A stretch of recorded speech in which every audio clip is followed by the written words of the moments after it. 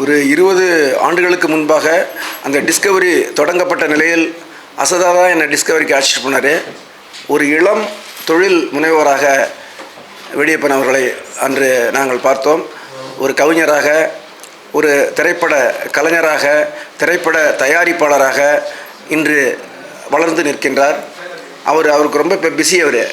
அவரை இங்கே இந்த நிகழ்ச்சிக்கு வந்திருக்கிறதுக்கு மிக்க நன்றி. ஓரிரு வார்த்தைகள் அவர் வெளில சொல்கிறாரு, சீக்கிரமாக போகணும் அப்படின்னு சொல்கிறாப்புல. அம்பிகா குமரன் அவர்களை வாழ்த்தி பேசும்படி டிஸ்கவரி வெடியப்பனை அன்போடு அழைக்கிறோம். அனைவருக்கும் வணக்கம். ஓரிரு வார்த்தைகள்ங்கிறது ரொம்ப பெரிய வார்த்தை. அதை விட இன்னும் சுருக்கமாக ஏதாவது சொல்கிறதுக்கு வாய்ப்பு இருக்குமாங்கிறத நான் தேடிட்டு இருக்கிறேன். பட் இருந்தாலும் நான் அம்பிகா குமரன் எங்கள் இப்போ அண்ணன் சொன்ன மாதிரி, கதைகளன்னு சொன்ன மாதிரி எல்லாமே நாங்கள் தொடர்ந்து இயங்கிட்டு இருக்கிற அவங்க ஒரு கவிஞராக, இப்போ பதிப்பாளராக, அப்புறம் திரைப்படத்துறையில் தொடர்ந்து இயங்கிட்டு இருக்கிறவங்களா, இலக்கிய கூட்டங்கள் ஒருங்கிணைக்கிறவரா, இப்படி எல்லா வகையிலும் டிஸ்கவரியோடையும் இலக்கிய நிகழ்வுகளுடன் சேர்ந்து இயங்கிட்டு இருக்கிறாங்க. இன்றைக்கி அவங்களோட செயல்பாடுகளுக்கு ஒரு பெரிய அங்கீகாரமாக களம் விருது கொடுத்தது ரொம்ப மகிழ்ச்சி. என்னுடைய வாழ்த்துக்கள். நான் ரொம்ப விரிவாக பேசுகிறதுக்கு நான் தயாராகவும் இல்லை. நான் இன்னும் ஃபஸ்ட்டு விருது கொடுக்க சொன்னாங்க, கொடுக்கறது ரொம்ப நல்லா இருக்குமே, ஈஸியாக கொடுத்தலாம்னு பார்த்தேன். பட் நீங்கள் இப்போ நம்ம ஸ்ரீராம் பேசின மாதிரியோ, கதிர் பாரதி பேசின மாதிரியோ என்னோட நீண்ட உரையெல்லாம் சாத்தியம் இல்லை. பட் எனவே என்னுடைய வாழ்த்துக்களை திரும்ப தெரிவிச்சுக்கிறேன். வாழ்த்துக்கள் தொடர். சந்திப்போம். நான் கொஞ்சம் வெளியில் ஒரு ப்ரோக்ராமுக்காக போகிறதா இருந்துச்சு. 7 மணிக்கு திட்டமிட்டோம். அது இப்போ கொஞ்சம் டைம் ஆகிடுச்சு. அதனால் எல்லாருக்கிட்டையும் நான் விடைபெற்றுக்கிறேன். யாரும் தவறு நினைக்க வேணாம். நன்றி. என்ன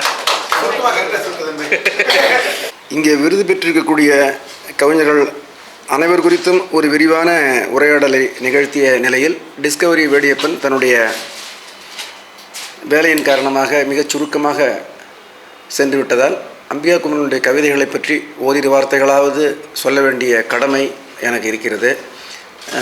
ஒரு 5 நிமிடங்கள் மட்டும் அம்பிகா குமரன் அவர்களுடைய கவிதைகளை பற்றி உங்களிடையே பகிர்ந்து கொள்ளலாம் என்று நினைக்கின்றேன்.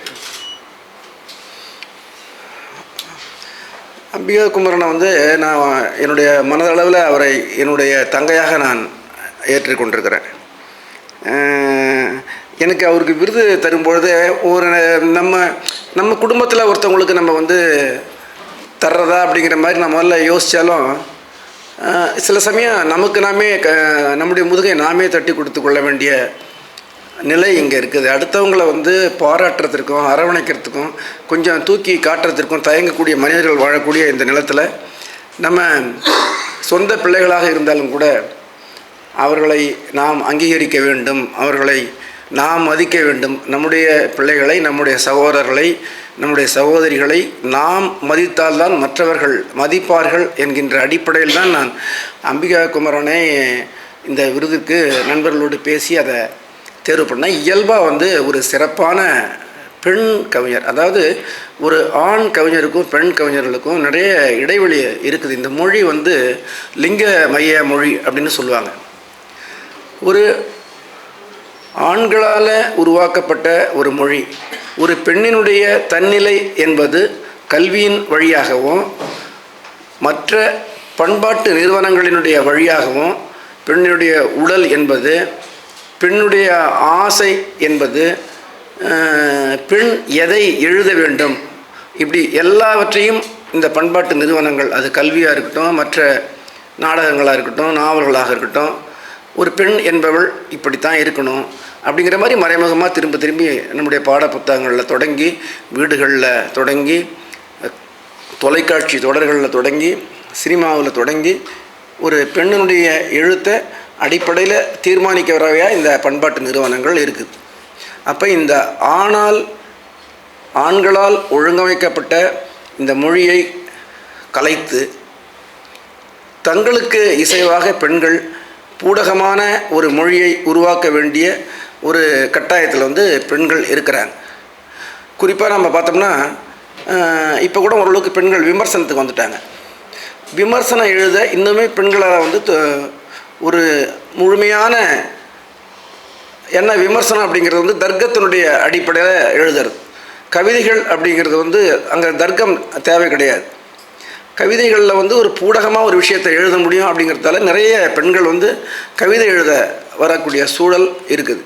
ஆனால் இன்றைக்கி விமர்சனம் அப்படிங்கும் பொழுது அங்கே வந்து வெளிப்படையாக பேச முடியாதுங்கிறதால பெண்கள் கொஞ்சம் அந்த விமர்சன துறையில் இறங்குறது. ஆனால் இப்போ சினிமாவை பற்றிலாம் நிறைய எழுத ஆரம்பிச்சிட்டாங்க.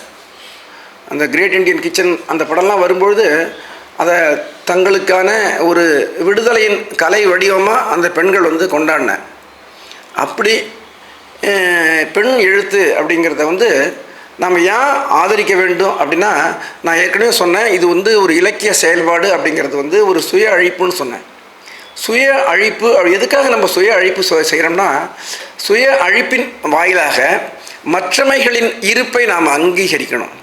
நான் இன்றைக்கி வேறு ஒரு கம்யூனிட்டியாக இருக்கிறேன், வேறு ஒரு மதமாக இருக்கிறேன் அப்படிங்கும்பொழுது நான் என்னுடைய மத அடையாளங்களையும் என்னுடைய சாதி அடையாளங்களையும் நான் அழித்து கொள்ளும்போது என்னுடைய சகோதரனுடைய இருப்பை நான் உறுதி செய்கிறேன். அப்படி ஒரு ஆணாக என்னுடைய அடையாளத்தை நான் அழித்து கொள்கிற போது பெண்களினுடைய இருப்பை உறுதி செய்யக்கூடிய ஒரு பாத்திரமாக நான் இருக்கிறேன். எழுத்தில் நான் வந்து என்னுடைய இயக்கம் அப்படிங்கிறத வந்து நான் இப்படி தான் நான் வந்து புரிஞ்சுக்கிட்டு செயல்படுறேன். அந்த அடிப்படையில் வந்து அம்பிகா குமரனுடைய கவிதைகள் எப்படி இருக்குது அப்படிங்கிறத வந்து மிக சுருக்கமாக இந்த அவங்களுக்கு ஒரு தொகுப்பு எழுதின முன்னுரையை மட்டும் நான் படித்து காட்டிட்டு விடைபெறேன். ஏகாதிபத்தியம் தாம் உற்பத்தி செய்த பொருட்களை மட்டும் இந்தியா போன்ற காலனி நாடுகளில் விட்டு செல்லவில்லை, அதன் கலாச்சாரத்தையும் இருப்பையும் கூட இங்கே விட்டு சென்றது. நம்ம இதை தான் வந்து பின் காலனியம் அப்படின்னு சொல்கிறோம். காலனி ஆதிக்க நாடுகளில், ஐரோப்பிய நாடுகளில் வந்து பின் நவீனத்துவம் அப்படிங்கிறதுனுடைய கிட்டத்தட்ட அந்த ஒரு ஒத்த வடிவம் தான் இந்த பின்காலனிய இலக்கியம், பின்காலனிய உரையாடல் அப்படிங்கிறது எல்லாமே. ஒரு வகையில் ஆங்கில வாசிப்பு இந்திய சனாதன போக்கில் உடைப்பை நிகழ்த்தவும் உதவி இருக்கிறது. அவ்வகையில் இலக்கிய தளத்தில் நிகழ்ந்த பின்காலனிய செயல்பாடுகளாக தலித் இலக்கியம், பெண் எழுத்து போன்றவற்றை குறிப்பிட முடியும். மேலைத்தேய பெண் கவிஞர்கள் இயக்கத்தை கவனித்தோம் என்றால், அமெரிக்காவில் விற்கப்பட்ட ஆப்பிரிக்க அடிமையான பிலிஸ் வீட்லி 18ஆம் நூற்றாண்டில் புகழ்பெற்ற கவிஞராக கருதப்பட்டார். பிறகு 19ஆம் நூற்றாண்டில் எலிசபெத் பாரெட் பிரவுனிங், எமிலி டிக்கன்சன் மற்றும் கிறிஸ்டினா ரொசாட்டி போன்றோர் புகழ்பெற்ற பெண் கவிஞர்களாக அறியப்பட்டார்கள். 20ஆம் நூற்றாண்டில் சில்வியா பிளாத், மாயா ஏஞ்சலோ மற்றும் மேரி ஆலிவர் ஆகியோர் பேசப்பட்ட பெண் கவிஞர்கள். ஆனால் ஆங்கிலம் தோன்றுவதற்கு முன்னால், பல நூற்றாண்டுகளுக்கு முன்னால் தோன்றிய ஒரு மொழியில் காதலையும் காமத்தையும் பாட தமிழ்நாட்டில் பெண் கவிஞர்கள் இருந்தாங்க. அஞ்சியத்தை மகள் நாகையார், அஞ்சில் அஞ்சியார், அள்ளூர் நன்முல்லையார், ஆதிமந்தியார், ஊன் பித்தை, கச்சிப்பேட்டு நன்னாகையார், கழார் கீரன், எயிற்றியார், காக்கை பாடினியார், நச்சிள்ளையார், குழிஞாழலார், நப்பசலையார், குரமகள் இளவேயினி, குரமகள் குறியையினி, குன்றியனார், தாயம்கண்ணியார், நக்கண்ணையார், இப்படி வந்து தமிழ் சங்க இலக்கியத்தில் பாடல்களை பாடிய பெண் கவிஞர்களுடைய பட்டியலை நம்ம நிறைய சொல்லிகிட்டே போக முடியும். ஞாயிறு காயும் வெவ்வேறு மருங்கில் கையில் ஊமன் கண்ணில் காக்கும் வெண்ணெய் உணங்கல் போல பரந்தன்று இந்நோய் நோன்று குளர்க்கு அரிதே. காமத்தினுடைய மிக ஒரு உச்ச நிலையை இந்த வெள்ளி வீதி வந்து பாடுறாங்க. ஞாயிறு காயும் வெவ்வேறு மருங்கில் கையில் ஊமன் வெண்ணெய் உணங்கள்னு நம்ம இது ஒரு மிக முக்கியமான ஒரு பாடல் இது. இப்படி காமத்தையும் காதலையும் பாட ஒரு பெண் கவிஞர்களுக்கு எவ்வித மன தயக்கமும் இல்லாத ஒரு நிலை சங்க காலத்தில் இருந்தது. 2000 ஆண்டுகளுக்கு முன்பாக இருந்தது. அதுக்கு பிறகு தமிழகத்திலே மத நடவடிக்கைகளால் இந்த பெண்கள் வந்து முடக்கப்பட்டாங்க. பாலின ரீதியாகவும் சாதி ரீதியாகவும் கல்வி கற்பது ஒடுக்கப்பட்ட போது பெண்கள் கவிதை எழுதக்கூடிய நிலை குறைந்தது. சார், எல்லா நற்பண்புகளிலும் தைரியம் மிக முக்கியமானது. ஏனென்றால் தைரியம் இல்லாமல் வேறு எந்த அறத்தையும் தொடர்ந்து செய்ய முடியாது அப்படின்னு சொல்கிறது மாயா ஏஞ்சலோ. அந்த தைரியம் என்கிற நற்பண்பை நிலம் வீடு திரும்பிவிட்டது தொகுப்பின் வழி மீண்டும் ஒரு முறை கவிஞர் அம்பிகா குமரனிடம் காண முடிகிறது. சங்ககாலம் தொட்டே பெண் கவிதைகள் தமிழ் இலக்கிய பரப்பில் முக்கிய பாத்திரம் வகிக்கின்றன.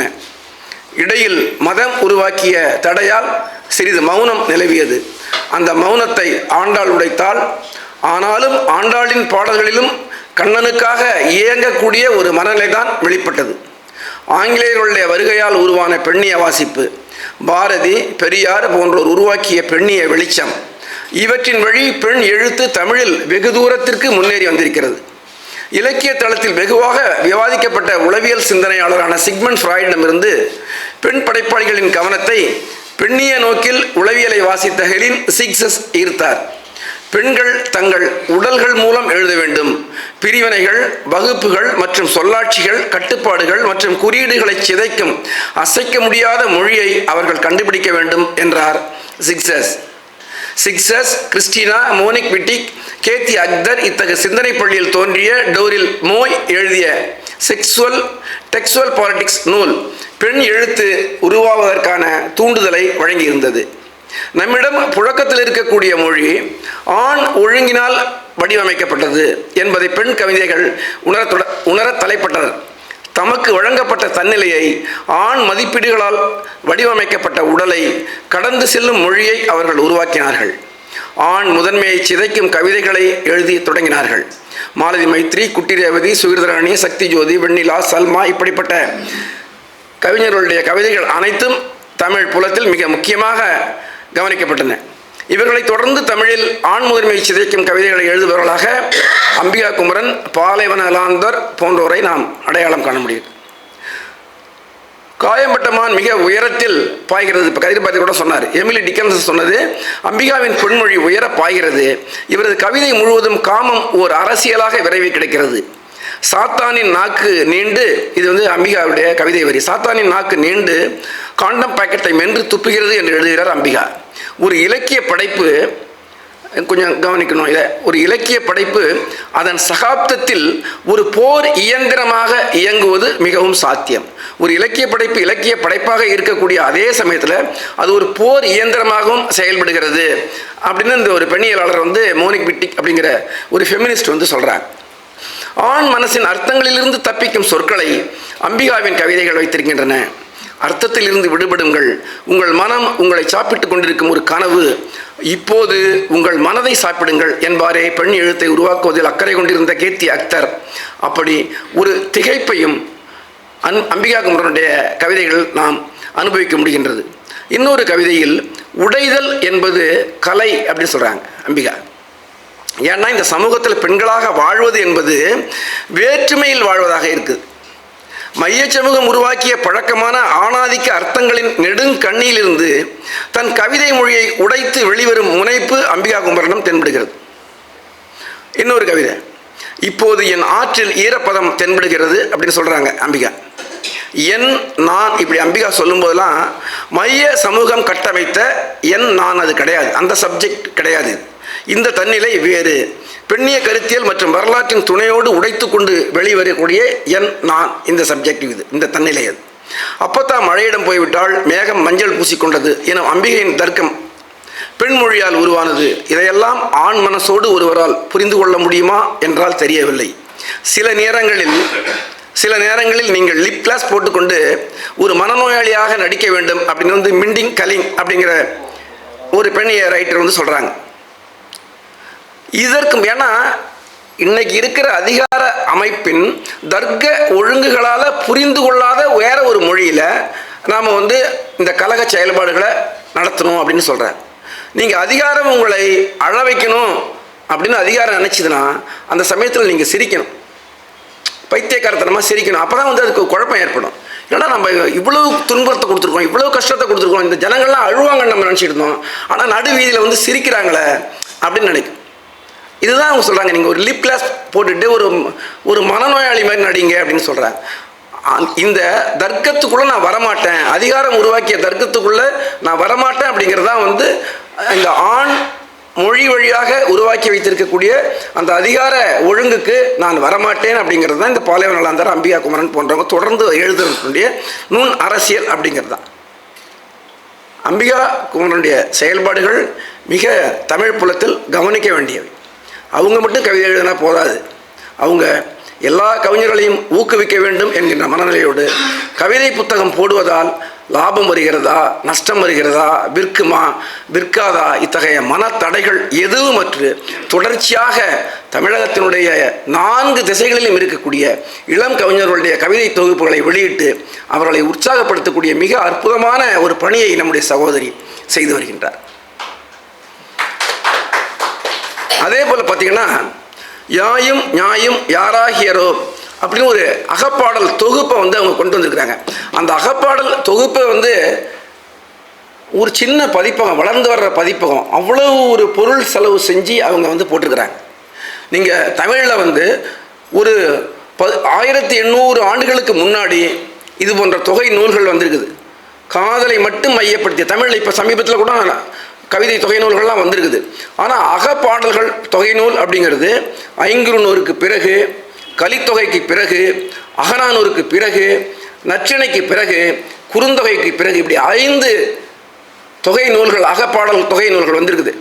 இந்த அகப்பாடல் 5 அகப்பாடல் தொகை நூல்களுக்கு பிறகு ஒரு 20 நூற்றாண்டுக்கு பிறகு வந்திருக்கக்கூடிய மிக பிரம்மாண்டமான ஒரு அகப்பாடல் தொகுப்பை இங்கே அம்பிகா குமரன் வந்து தன்னுடைய வேரல் பதிப்பக வழியாக கொண்டு வந்திருக்காங்க. நான் குறிப்பிட்ட அந்த சங்க அகப்பாடல்கள் தொகுப்பை கொண்டு வர்றதுக்கு பின்னாடி பாண்டிய மன்னர்கள், சோழ மன்னர்கள், இப்படி நிறைய மன்னர்கள் வந்து பொருள் உதவி செய்தாங்க. ஆனால் எந்த மிகப்பெரிய ஒரு அரசு பலம், நிறுவன பலம் எதுவும் இல்லாமல் அன்பு சகோதரி அம்பிகா குமரன் அவர்கள் அதை சாத்தியப்படுத்தியிருக்கின்றார். இந்த களம் புதிது விருது பெற்றிருக்கும் அவரை அன்போடு வாழ்த்துகிறேன். நன்றி. அடுத்ததாக